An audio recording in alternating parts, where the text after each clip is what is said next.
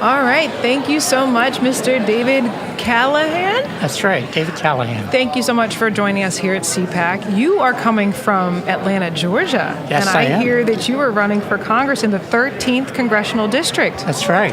First, congratulations. Thank you. As a former candidate myself, I want to commend you for putting your name on the ballot, putting your, stepping onto the field, because not everybody takes that risk, correct? It is a big risk. Yes, and that leap of faith, really. It is. I know that you're in Atlanta, but I feel like the conversation that you are about to have with us could really be helpful to the broader community. So first, I ask all candidates, why in the world? Why in God's creation would you put your name on the ballot, and why now? It's not because I like the sight of my own blood, so put it that way. I just believe, and have believed for a long time, that conservative values are good for everybody, and especially good in the African American community. I've literally been praying for 2 years for conservative voices to the African American community. Burgess Owens is a personal friend of mine. I've prayed for him, Jason Riley, and many others who have, provided the message. And a lot of times they get shot down. But I prayed for them, and then I felt like the Lord was saying, well, maybe a white guy can do it too, And I love that. Maybe a white guy can do it too. We're all here being like, maybe we can do it too. Yeah, That's funny. and I literally believe God put me right in the middle of the 13th district.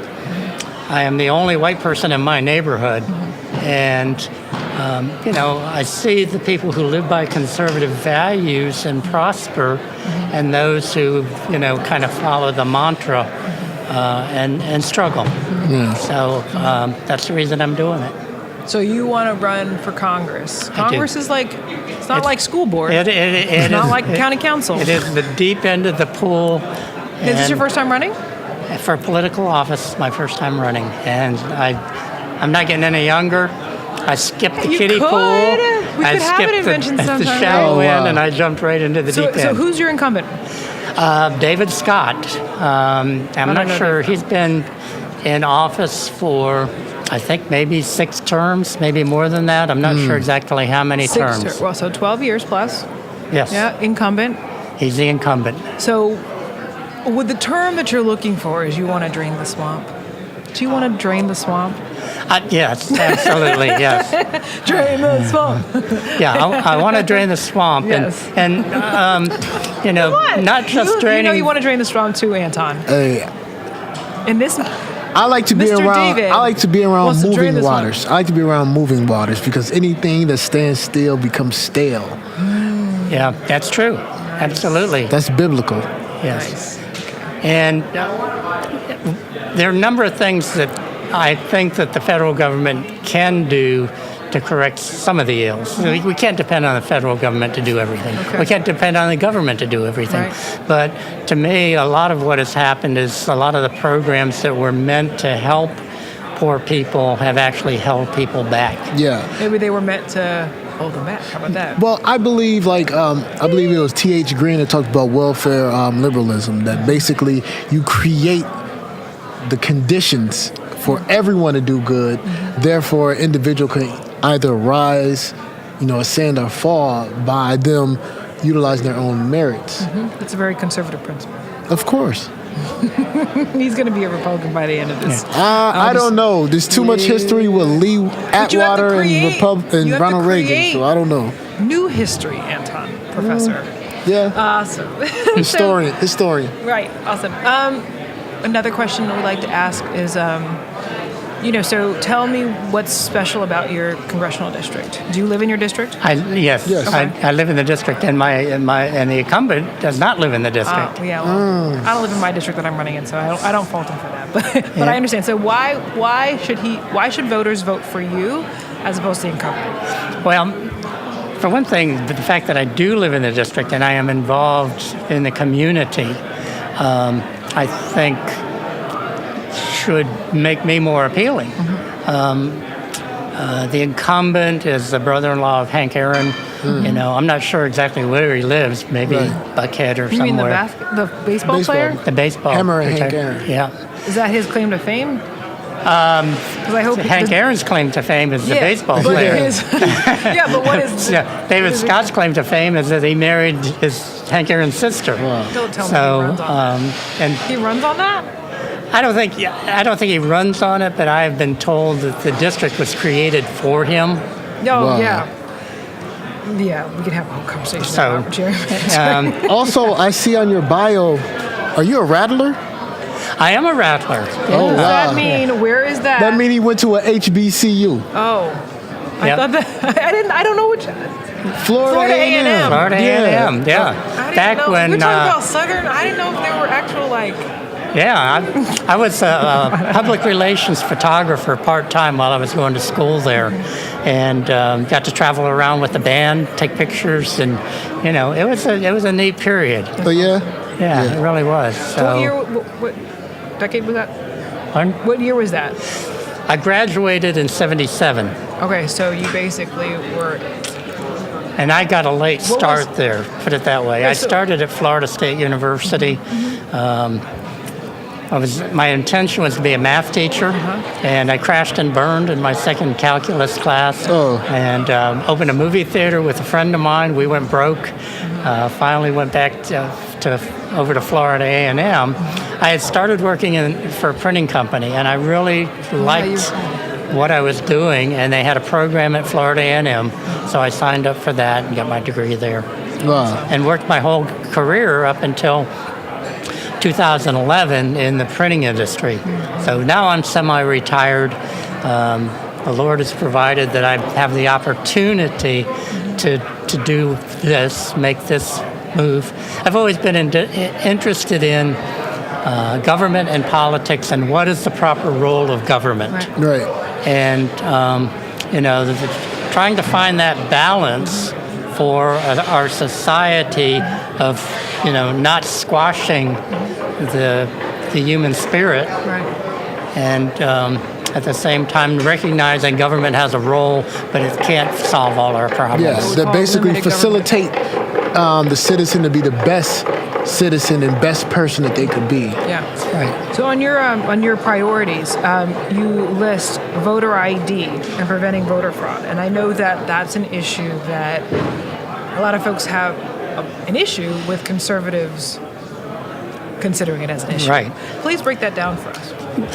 A lot of what happens is that there's a claim on the part of the Democrats that cleaning out the voter rolls of dead people who haven't voted in a long time, is suppressing the vote. Right. Okay, all the keeping those people on voter rolls, alive or dead, actually provides a big opportunity for voter fraud. You think about all the concern and claims about the Russians stealing our election. Yeah. The reality is the Russians, if they'd been smart, instead of throwing money away on Facebook and ads? things like that, what they could have done is sat up in the Russian embassy and create a whole bunch of absentee voters or votes. Don't give them ideas. Don't give them ideas. Hopefully they're not listening. But really, by having all, unclean voter rolls allows That's what really anybody suppresses them. to fraudulently vote, and Right. it could be large groups. So one of the things that needs to happen, and a lot of times the Democrats fight against it, is having clean voter rolls. And the other issue is the voter ID. You have to have an ID for everything. Right. You cannot go to a doctor's office without a voter ID. I found out. You can't walk into this. You can't come in here without. I found out you cannot report a crime to the FBI if you do not have a photo ID. Interesting. They will not even see you. Or not. So So when somebody says that there's a poll tax, for example, Yeah. on voting, if you were to encourage or enforce voter ID laws, what's your answer? well, you said Meaning it costs someone to buy an ID, so therefore it's a restriction on the voting rights. I don't know that any states charge for an ID. I know in Georgia you can get an ID if you don't have a driver's license. You can still get an ID.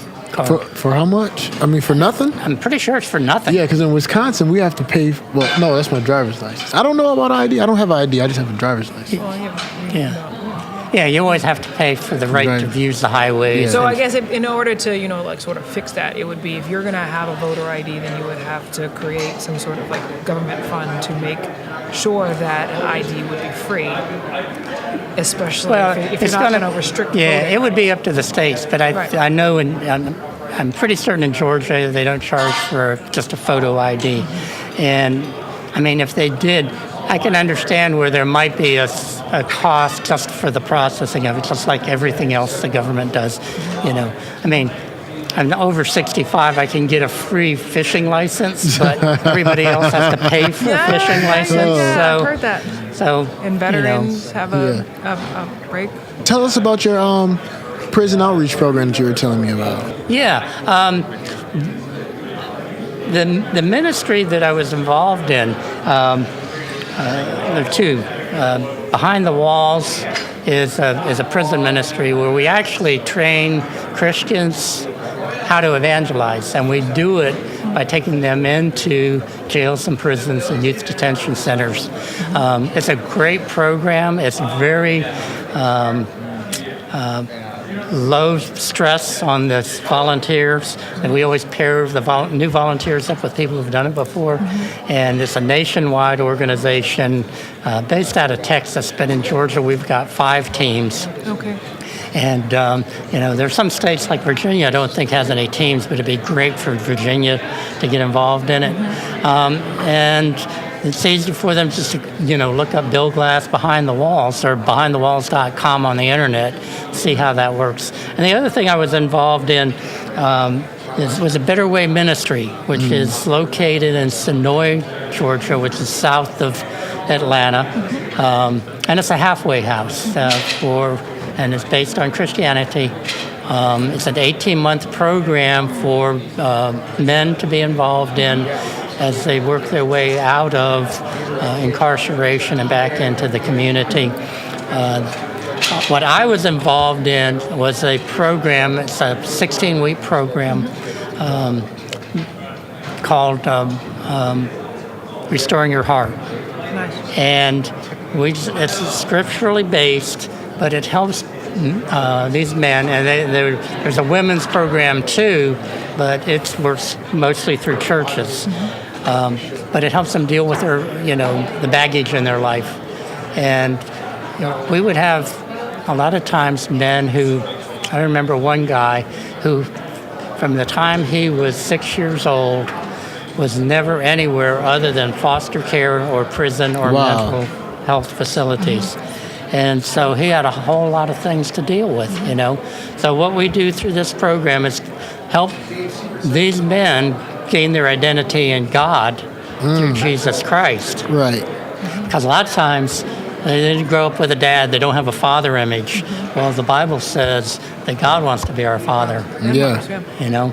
And if you can grasp a hold of that, that's what being born again is being born into that spiritual life. Right. Yeah, that And developing that close relationship. That's right. Beautiful. Yeah. And sir, we wish you luck. Yeah. I can tell from your passion and your background that you will be a great public servant. And your primary is my mom's birthday. So All right, that's very a good. sign, That's a too. good sign. Yes. Congratulations, sir. All right. Good luck. Mr. Callahan. Thank you very much. Yes, sir. Thank you for taking the time to talk to me. No, Thank you for running for office, sir. Thank you. Yes. Okay, bye-bye. Bye-bye.